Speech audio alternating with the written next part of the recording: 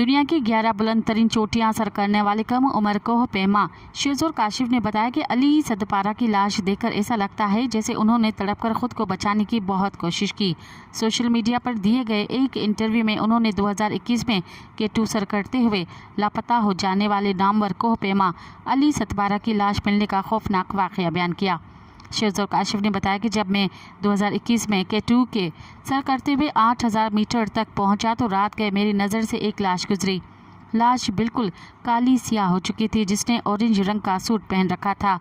उन्होंने कहा था कि ये लाश अली सदपारा की थी, जिनका बैग खुला हुआ था और उनके पैर रस्सी में जकड़े हुए थे। ऐसा लग रहा था जिसे उन्होंने आखिरी वक्त में कुछ निकालने की कोशिश की हो।